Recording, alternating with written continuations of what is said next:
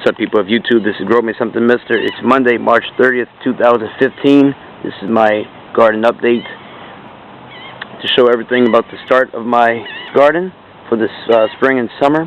I'm also going to explain what all the sand is all about, this river sand. I've also got to show y'all how we got things started beforehand. Started back in November, December, January, February with prepping these beds and the immediate prep just before planting each of these beds.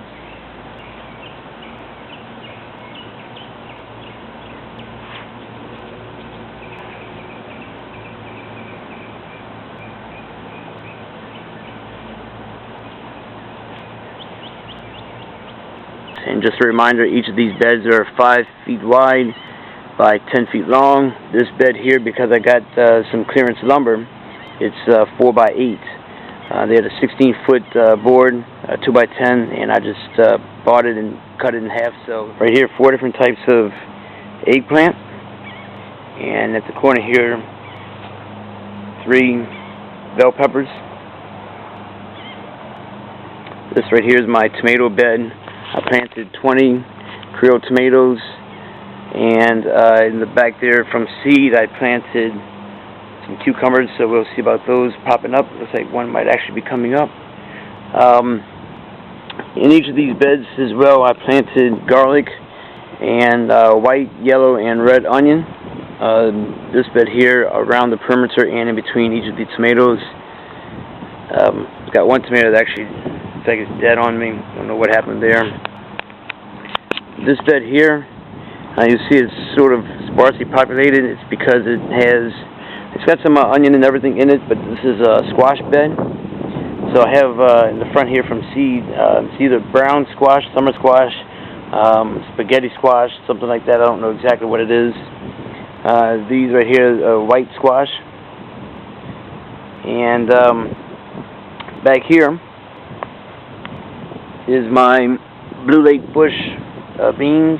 I have 2 of them, one over there, one over here. And in this back trellis I have 2 different types of, like a cantaloupe type thing, 2 different type of melons, and just in case I planted some seeds for watermelon. The scarcity of the spacing here is because I'm going to either let these stay on the ground or I'm going to trellis them, and so I want to have a lot of space for the trellising. I hear that they are quite rampant when they start growing, so hopefully there's a lot of production. One quick thing while we're over here with all this sand is I don't have my compost pile like I used to.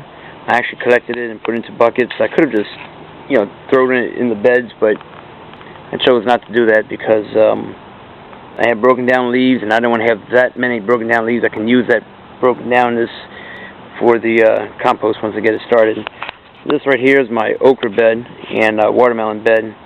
I have from seed I planted red okra, and then here the regular green type of okra. And this one here, I'm trying it out. Got this from the good people at Renaissance Gardens. This variety here is a jambalaya okra, so we'll try that out. Got 4 of them there. I'm spacing these things rather closely. They say like 18 inches apart and like 15 inches or 2 foot between. I'm just planting them closer because I want to be able to cram out any kind of weeds and everything else, and I found out that I can just plant closer with good results. So let's show you the rest of the garden.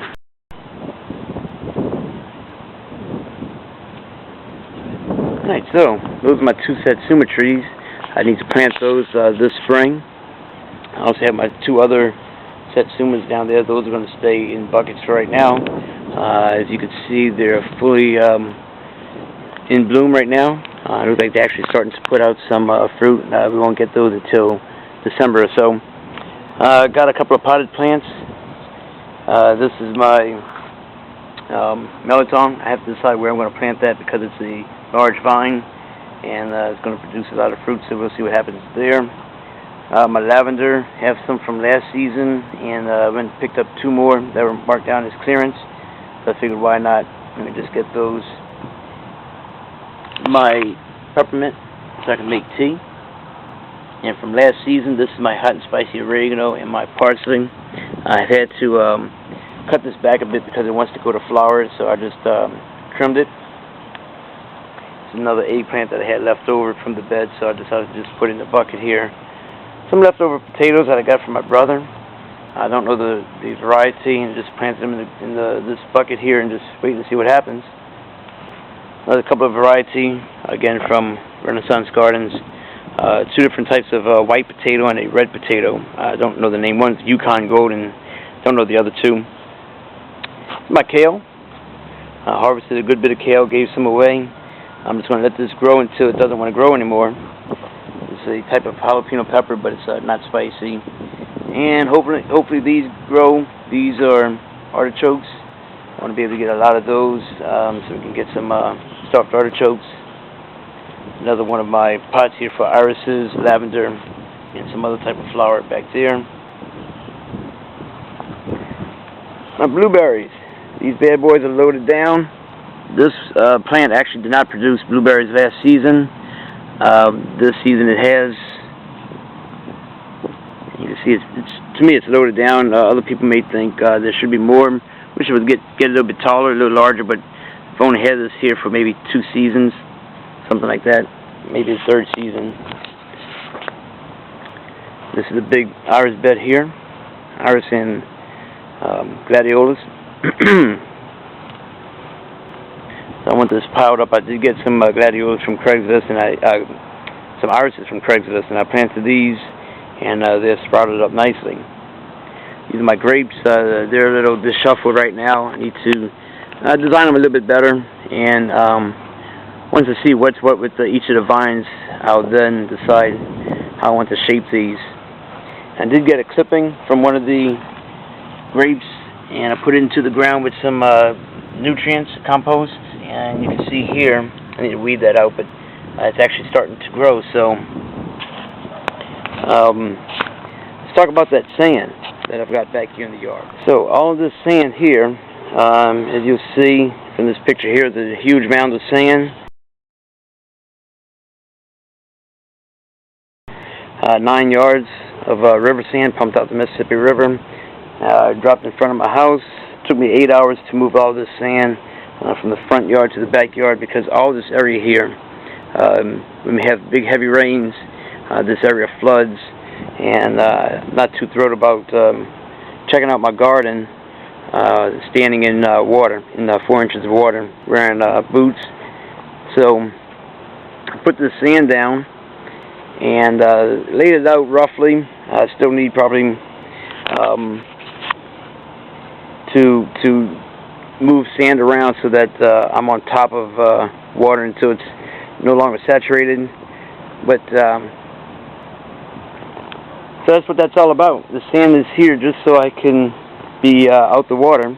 I have these patches of soil from another place, and what I'm going to do is just put this down so it can eventually anchor and start growing the grass around here, so I can get this cut and get my compost pile back where it needs to be. So that's it. We'll provide an update as necessary.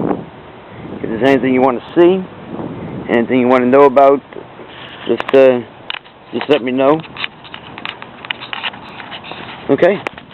So thanks very much for watching. Really appreciate it. This is Grow Me Something Mister. And remember, well, I don't have an exit line, so see you later, everybody.